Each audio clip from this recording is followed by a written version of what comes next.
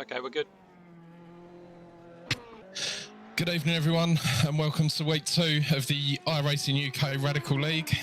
This week we have virtually travelled to Japan for a visit to Okayama. I'm here with Sean Swash. Evening, Sean. How you doing? Yeah, not bad, thank you, Paul. Yes, Okayama International Circuit, or Racing Circuit, if you want to call it that nowadays. They seem to have two names. Right in the heart of Japan, in the middle of a forest, actually. About 100 miles from the nearest city, so getting here is a right pain. So really, the only good racing you're going to get is virtually. Track length is about 3.5 kilometres, and it takes these radicals about a minute and a half to, or just under, to get round here. So we've got 25 minutes of fun coming up shortly. So we're off the back of last week where we had an incident-packed race at Summit Point where some of the expected leaders had race-ending incidents, which they'll be hoping to make amends for this week. Yeah, we also had some great tactical nous shown by our eventual winner Michael Hornby, who managed to fuel save for an extra lap at the end of the race, which caused him to end up in a P1, P2 situation and cross the line for the win in the end. Yeah, it really was a fantastic race with some brilliant moves thrown in, including the now infamous double pass into the final corner by our very own Carl Cranswick. Well, yeah, I mean that was a move for the ages, and hopefully we'll see some more of that today, especially with the hairpin there as well. It's nice and tight, and there's every chance that someone's going to get under someone and get in front. Yep. So we've got quite a warm day over in Japan at the moment. It's 26 degrees. We've got a track temp of about 33. So it won't take too long for the tyres to get warm this week. The guys are currently doing qualifying as we speak, and we're about 5 minutes away from a race start. Yeah, I mean the first couple of laps on this race are going to be hectic, to say the very least. I ran a couple of laps round here earlier today, and until those tyres were warmed up, it was horrendous. And I can't imagine what it's going to be like with 22 cars on the track. It was bad enough with just me. Yeah, it's definitely going to be a case of survival, I think, for the first couple of laps. Try and avoid any race-ending incidents or bending the car too much. Oh, definitely. All right, it looks like we're about 3 minutes away from the end of qualifying now. There are a few more guys that are due to get a lap in. At the moment, we've got Charlie Bebb, who's sitting in pole with a 1:25.15. It's really close though. There are 5 guys within half a second of him at the moment. Bodes well for a really competitive race, this one. I think it's going to go down to the wire. Oh yeah, definitely. Hopefully there won't be the same sort of situation we had last time out with Nicholas Allen binning it. He was the favourite last week, and he binned it in the first lap in the end, which was a real shame because that could have been a great battle out front. Yeah, for sure. I think he'll be trying to make amends as much as he can, being our Radicals admin. He's got a name to uphold, hasn't he? Oh yeah, definitely. Well, we'll just have to see how it goes, I think. So we've got another 3 minutes left of qualifying. We'll let you watch that out for a bit. At the moment, we're going to go over to Carl, who looks like he's just coming onto his fast lap. So we'll just let that run through for you.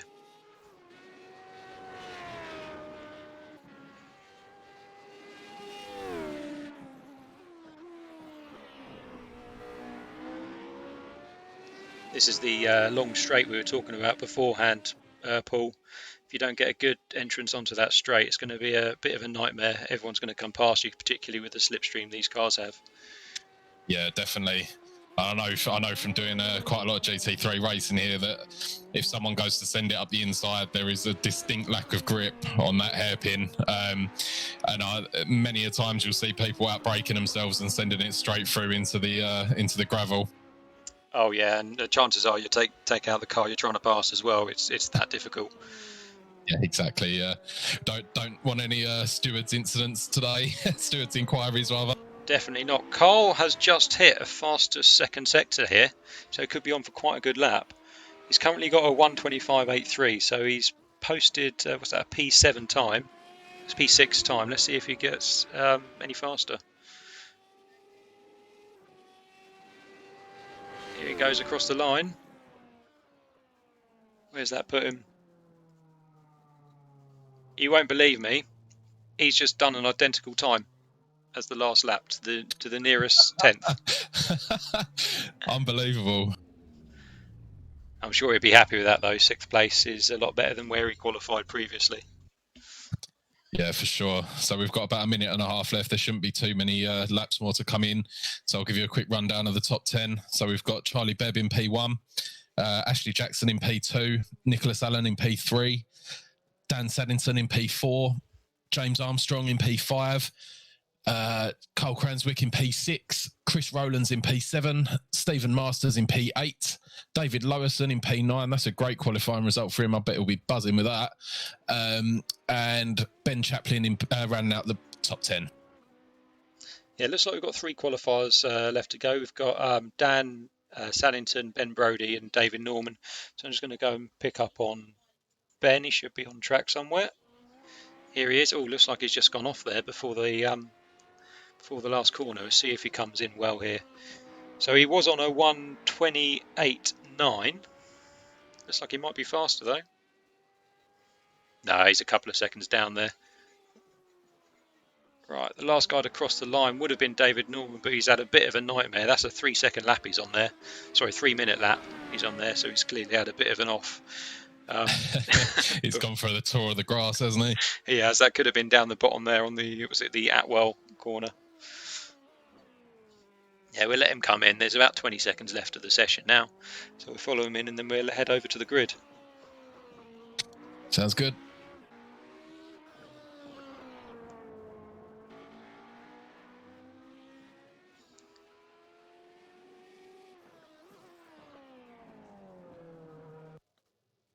That reeks of lack of practice, I think. So I'm just going to throw the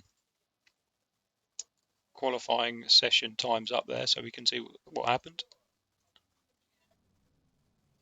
If I can, of course. Right, there we go. Off for the grid.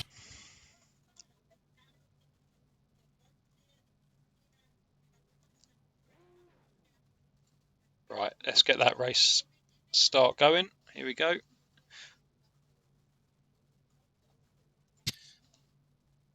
As the cars line up for the grid, we're preparing for approximately 19 laps. There is a enforced pit stop.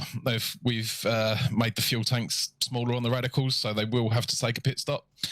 We're expecting that to be around, I think, around lap 12, lap 14. Is that right, Sean? Yeah, it depends how they fuel save, really. I mean, some of the guys in practice reckon they can take it all the way to the last lap, but we'll have to see.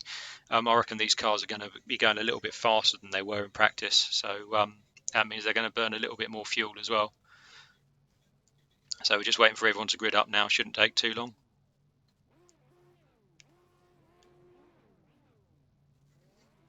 Right, here come the lights.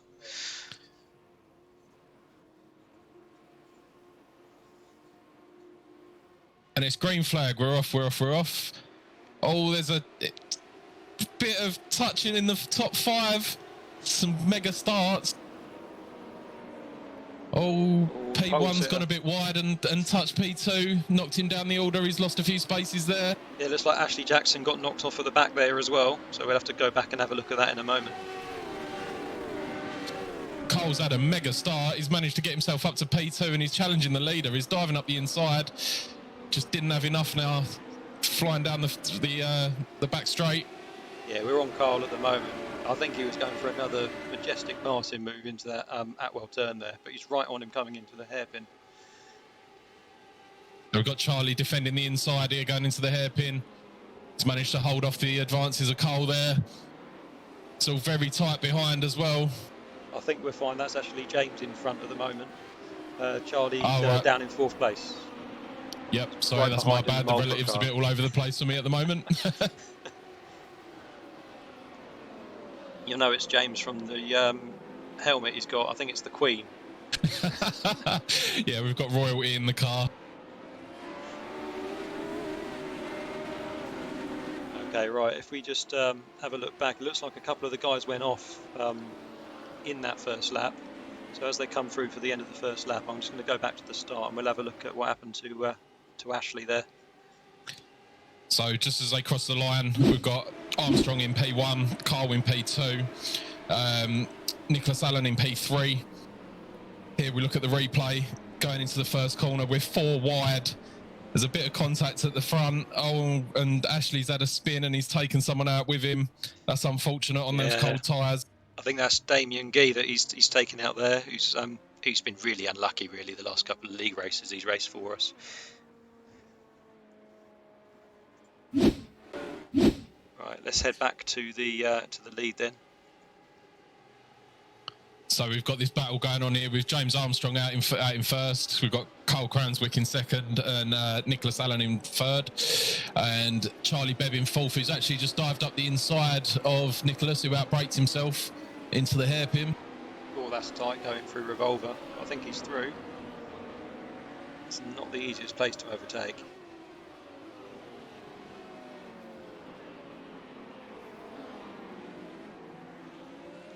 Right, the tyres are going to be warming up on these things now, so they're going to be getting a little bit faster. Be a little bit happier with these cars. You can see some good overtaking moves coming through here. This is the closest battle on the track at the moment, I think. We've got two or three cars in the pits already at the moment. I'm assuming they've taken damage and they're gonna have their fast repair, get back out on the track and try and gain some positions back as quickly as they can. Yeah, I think so. Ben Brodie and Rob Rawlins have just come out of the pits there, so they've clearly had their fast repair already. And we've got David Norman, who's just entered the pits. Those guys are all going to be a lap down before you know it.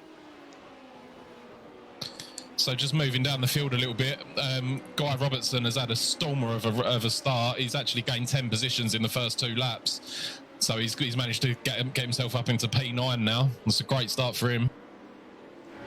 Oh yeah, brilliant. I think he's been helped there by a couple of cars going off in front of him at the start there. He's definitely made the most of it though. Looks like he's going past the back marker there of Ben Brodie as well.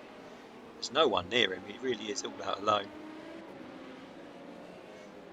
Hopefully he'll get some good time there. So it looks like at the moment the main loser from the start is actually Charlie Bebb. He's lost 4 positions. He's now in P5. And that is a very, very tight battle all the way down to sort of P7 at the moment. Everyone's kind of within a couple of seconds of each other. No, definitely. It's a good train to see. A lot of these guys are going to save a little bit of fuel here with the slipstream you can get off the back of these cars. I mean, they only go, 170 miles an hour, but they really do pull each other along. I think Charlie, what happened there was he's probably had a bit of nerves. He was right on pole and he outbraked himself into the first corner and he then touched the grass and he just lost all his momentum and allowed the guys in first through third to get in front of him. I think now he's down into 5th as well with Dan going past him in the last lap. So just moving back up to the leaders now. Carl's hanging on to James's coattails really well, actually. I think he's just waiting for an opportunity or hoping that James throws it off the track. Yeah, I think so. I mean, I think this car plays quite well into Carl's strengths. He's normally a F3 guy, and he's dabbled in the LMP2s as well. So this Radical's not going to be too far away from what he's used to. James, on the other hand, raced pretty much everything and races pretty much everything very, very well indeed. He's not used to not being in the top couple of places, so I'm sure he's more than confident to hold off Carl for a long period in this race. It could come down to pit stops. Yeah, definitely. We was in this position last week, wasn't we? James took an early lead, and then when it comes to the pit stops, he pitted a lap early and ended up getting stuck in traffic, which cost him the race win. To be honest with you, he was definitely the pick of the field speed-wise. Oh yeah, definitely. I think one of the big problems James had last week was the fact that he thought the pits was to the left, not the right, and he ended up going farming. So the field's spread out a bit now. I think the main battle that I'm looking at the moment is actually Stephen Masters in a group of 3. Yeah, looks like that's Charlie Bebb who's been pulled into that one again. So maybe he's just not confident after that initial slip up. But these two behind him are really... Oh no, Charlie's just binned it. Goes off into the gravel there. That's unfortunate. Yeah, it doesn't look like there's too much damage on that. Let's go back and take a look and see what happened there. See if we can find out what actually caused him to come off the track.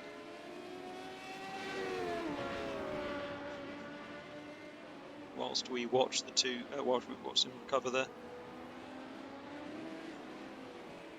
Here we go. So he's coming down. He's just hit a bit of grass. Look on the outside there, and it's just spun him round. That's the problem with these cars. You don't need too much grass, and you're right around. There's nothing you can do. So he'll recover. He'll be all right. So just moving back to Stephen Masters at the moment. He's now up in P6. He's got David Lewison now chasing him down in the absolutely fantastic Ghostbusters livery. Yeah, you won't catch him in any other livery. It's a fantastic one he has on all his cars. You can definitely spot him. And you'll notice there that Guy Roberts is slowly catching them in the background as well.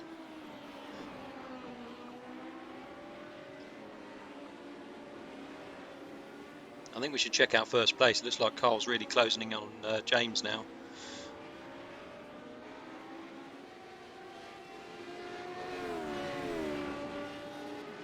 Yeah, so they're both lapping within a tenth of each other at the moment, and they are considerably quicker than most of the rest of the field at the moment. So this could be a race-long battle. This one, we're on lap 7 at the moment of about 19. So it's going to be interesting to see how this plays out.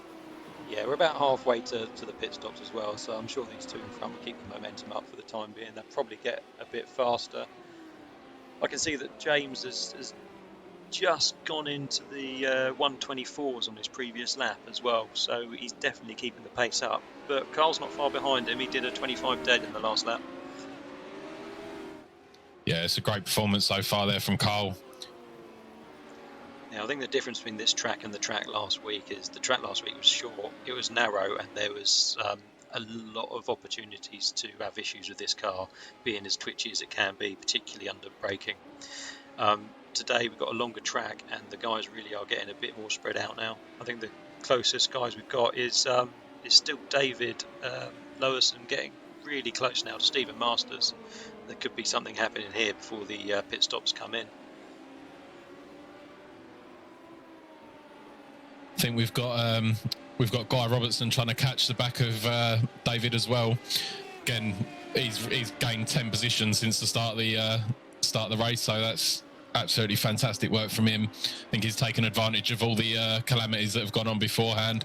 I think we've actually got our first pit stop that's happened now. We've got Sandy Legg in the pit. He's looking like he's trying to do the undercut. Yep, there he is. I didn't see him go off. I can't see that it did go off, so I think this is a genuine pit. So we'll have to see how that goes. But here we go. This is Damien Gee and Jason Ashfield. This looks like something's happening here coming into the hairpin turn.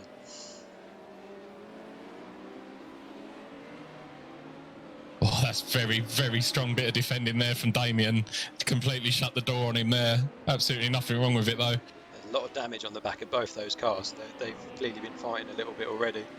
That's what you were saying at the beginning of the race, Paul. If you get on the brakes a bit too late on that corner, as Jason did, you can really lose your braking point and miss the turning. Yeah, it's the old thing, isn't it? You feel like you've not broke enough, so you put more brake in, and then you lock the front wheels and go sailing through the corner anyway. Yeah, you're not turning when you've locked those wheels up. So we've got James, who's just set the fastest lap as well. He's on a 124.75 here. So this is faster than most of the guys who are going in practice as well. So the track's really coming into it now. Yeah, he's got those tyres warmed up now and he's feeling comfortable. I think he's just trying to stretch out the lead just for in case there's any sort of dramas that he had last week. Try and find himself a gap in the field when he comes out the pits, because it really did cost him. I think it cost him about 4 or 5 places last week. So fingers crossed he can keep that. Oh, definitely. Yeah, we've just seen Damien Gee actually take that place now from Jason Ashfield. Looks like that Jason's coming up again on the inside of this hairpin, so heavy on the brakes. No, he was cautious there. I think he did well to get that thing stopped and turned in the end.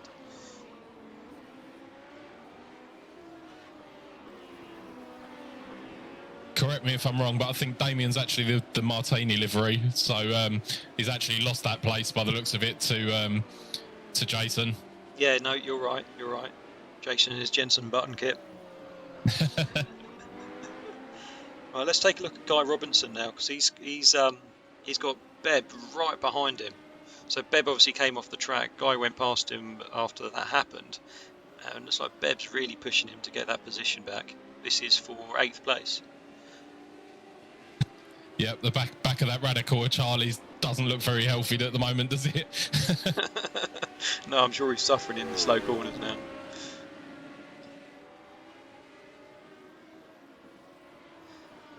I'm sure he's measuring up for this hairpin at the top of this straight. Let's follow him through on the gyro and see what we got.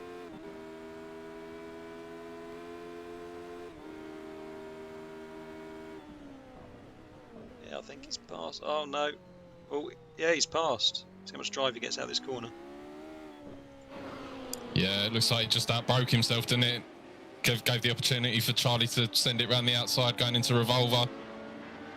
Yeah, it's an easy thing to do. You think the guy's going to outbrake you on the inside, so you try and outbrake him on the outside, and that corner being with the camber it's got, you just can't get the car in, and you have to go all the way around the outside. Oh, he's crashed. That was Jason Ashfield's... Guy Robinson's gone off. Oh no. That's going to cost him some places there. He'd gained 10 from the start. Wonder how many that's going to cost him. Yeah, let's go back and take a look. We saw him go off in the background. Let's take a look. I think he took a big hit as well. So here he is in his cockpit cam. Oh, he's just put his foot down too quickly coming out of that really, really slow second gear turn there. That's so easily done. But I actually done that myself in one of the VRS endurance races about 2.5 hours in. And to say I was unhappy with myself would be an understatement. I can imagine. So here's that wonderful livery on the Ghostbusters car here. The guys are all spreading out. We've got Guys just gone in the pits, obviously, after that incident with the barrier. So we've got a battle at the moment for P3. So we've got Nicholas Allen, who's in P3, filling up the podium at the moment. He's got Dan Saddington chasing him down at the moment. I believe Dan finished P4 last week, so he's looking to build on that with another consistent result. Yeah, I think with the guys in front of him all finishing behind him in the other than James, who finished 3rd. So Carl and Nicholas finished behind him. P4 again is going to do him well.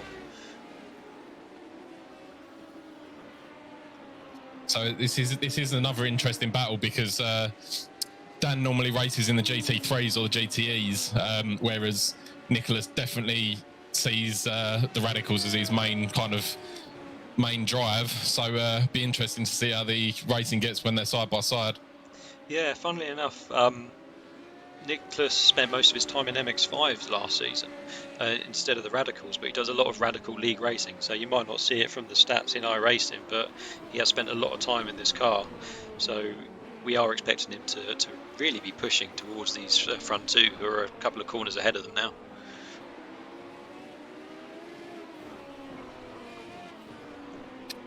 So I've just seen Cole's just put in another fastest lap for himself. He's only a 10th off of James's fastest one now as well. He's really pushing that car hard today. Yeah, I mean, that's really important. You get a bonus point in this league for fastest lap, so we've got 6 rounds. If you get a fastest lap, that's a lot of points to actually build up over the course of the league.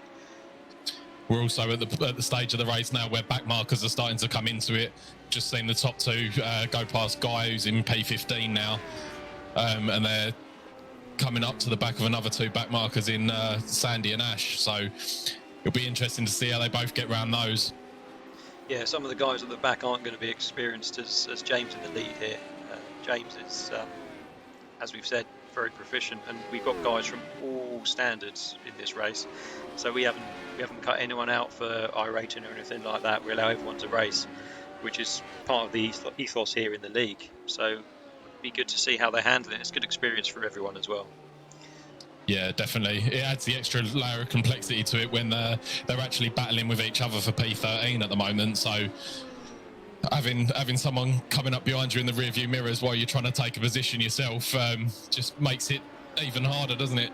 Oh yeah, I mean, I race multi-class, and it's not nice when you're concentrating on the car in front and you've got a faster class coming in behind you. It's definitely a bit of racecraft that's hard to learn. Oh, P13's just gone off. Yep, so that was Sandy, who's put it wide in the first of the slow hairpin. Here he is. Oh, you know what's happened there? He's gone in and he's flicked second gear right at the last moment. It's just pulled him right round.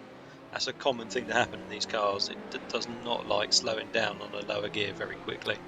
Yeah, it's really easy to lock the back diff up, isn't it, and just send it on that really awkward slow spin. Yeah, I mean, I don't think we've mentioned it, but all the guys here are running a fixed setup as well, so we're trying to make it as fair as possible. I think it gives us closer racing as well. Yeah, for sure. Oh, Dan's gone into the pits there. Yep. So Dan's trying the undercut. Nicholas has stayed out, so that'll be interesting to see where he ends up after the round of pit stops. So Dan's just leaving the pits now. He's going to come back out in P7. Here he comes. I'm going to keep an eye on him for this lap and see when Nicholas dives in the pits and see how that battle goes. He does have Jason just behind him as well, who hasn't yet pitted. So it may look close, but there's going to be, 30 seconds between them, I think, by the time James has finished pitting. So they're not really racing for position here, but Jason could put him under pressure. Yeah, definitely. So out of the top 10 drivers, it looks like Dan's the only one who's decided to take his fuel stop on lap 12. So it will be interesting to see whether coming in a little bit earlier ends up helping him out or not. The field is quite spread, so it's not like people are kind of being held up in traffic. So it'll be interesting to see how the undercut works out. Yeah, Cranswick's just gone in the pits, so has Nicholas Allen. Dan's pit stop time is 38.73 seconds, start to finish. So we'll have to see how they all go in, see what's happening here. Let's go over. Should we go over to Dan and see if he gets in across before everyone else? So I can see Dan is just coming through the last corner now onto the back straight. Let's see where he ends up in relation to Nicholas. Well, looks like Cranswick's out. Nick's still in the pit. He's coming out now. It's going to be really close. There he is. Looks like he's made the jump. He has made the jump. Now, strangely enough, their pit times were 3 seconds apart. Nicholas did a 41.2 and Dan did a 38.73. So whether he took on less fuel or not, I don't know. We'll have to see how this plays out. He's done really well tactically there to get that done. It's always nice to make places while you're in the pit stops. Oh yeah, it's my favourite tactic. I like running the car as dry as possible before putting it in the pits. I try and get a lap or two out on my rivals as well. It helps with my poor lap times and bad racecraft. So it'll be interesting to see when our leader dives in the pits. He's actually stayed out for another lap, so he must be doing pretty well with the fuel saving. He must be. There's only 5 minutes to go now as well, so it's got to be this lap or the last lap he's going to put it in.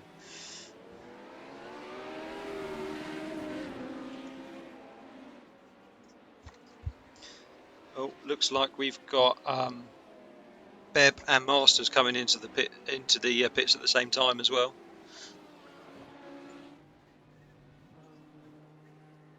Just gone over to James as well. He's coming into the last corner again. Oh no, he's coming into the hairpin. Sorry. I'm just watching the battle up front. So we've got Dan, who made the jumps in the pits. He's actually only about a second and a half off the back of Cole Cranswick's car now. So it's looking like the top three are in for a big battle for the last few laps once James gets back out the pits. Yeah, I think you're right. I mean, the fastest pit stop so far has been 38 seconds, and Carl is only 30 seconds behind James. But James has obviously run a few more laps. So James is either fuel saving to the end now, which you are allowed to do. We do put 20 litres in this, but there's no rule saying you have to pit. I think James has run out of fuel. Oh, you're right. James has run out of fuel. Oh my God. He's spluttering his way into the pits at the moment. This pit Has he cost himself the race again? This pit lane is really, really long as well. He's going to have to hold that clutch in all the way through. He's going to hope his box isn't too far up here. So this means that Cole could end up going into the lead after the round of pit stops. James is going to be kicking himself with this. It's another pit stop drama for himself. Yep, there's 27 seconds between them at the moment. 26. Around the last corner, here comes Carl. James is still in the pits. Oh, Cole's comfortably got the lead here now. James is still fueling at the moment. Yeah, that's it. He's going to kick himself with that at the end of the race. So we've got a new leader, Cole Cranswick up in P1, and then we've got Dan Saddington in P2. Let's see where James ended up coming out of the pits in. James is right ahead of Nicholas, he's within, what, 2/10 of him now with 3 laps to go. Nicholas is going to want this place. He is desperately. James is going to be absolutely fuming inside that inside that car at the moment, so he's going to be driving like a man possessed. He's currently about 4 seconds off of P2. Can he make it up in the last 3 laps? Well, we saw what happened last race when he had that off just before the pits. He put in fastest lap after fastest lap all the way through to the end, just to catch up with second place, and was what, a 10th, 2/10 off right at the end. So don't say he's out of it yet. Actually, looks like Cole's extended his lead a bit as well. He's up to 3.5 seconds in front of Dan now in P2. Yeah, it looks like it. He's just had all that open air now. He's sat behind James the whole race. He's clearly been comfortable throughout. He hasn't really challenged him for an overtake at all, and he's just coasting to victory now. It's only him that's going to cause him to not actually get this win, I think. So if he thought he was disc-called famous after the performance last week, I think he's going to be doing somersaults after this one. Oh, definitely. He was known for his overtakes last week. Now he's just going to be known to be top of the podium.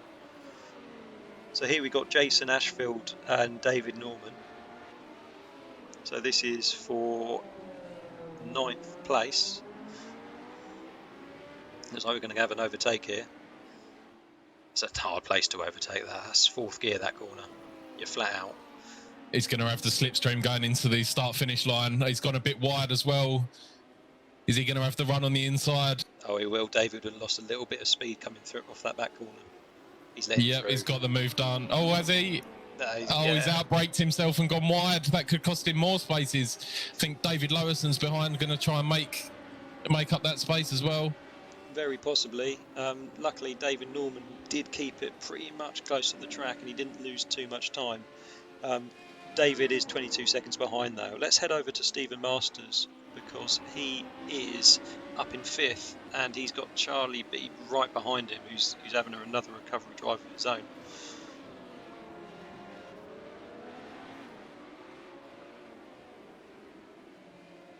So just keeping an eye on things at the front now. We've got Carl, who's coming up to another back marker here in Trevor.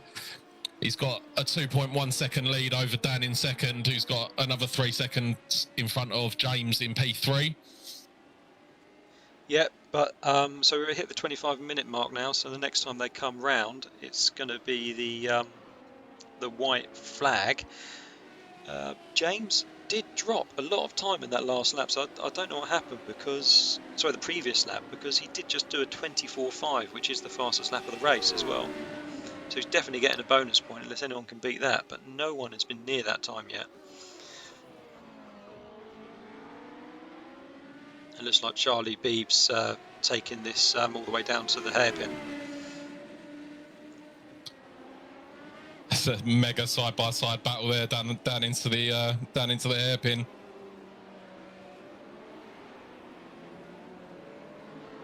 He's got him. Yep, he's got it done. Nice clean move there from Charlie. Yeah, he's had a few like that today. So we've got Cole crossing the line now for to start the final lap. That's actually that is the final. That's it, done. That's checkered flag. That's checkered flag. It's a P1 result for Cole Cranswick. Absolutely fantastic result for him there.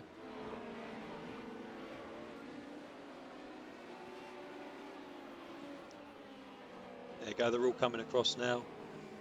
So that's Nicholas Allen third. We've got James Armstrong in fourth. Stephen Masters. Here he comes. So that's a fifth place. He's gone up 3 places there. He's going to be pleased with that. Got to say, it's a great recovery drive from Charlie as well. He had a shocking first few laps. He's managed to pull back a result into P6, closely followed by Ben Chaplin. And it's looking like Jason Ashfield is going to come P8, David Lowison in P9, and Guy Robinson in P10.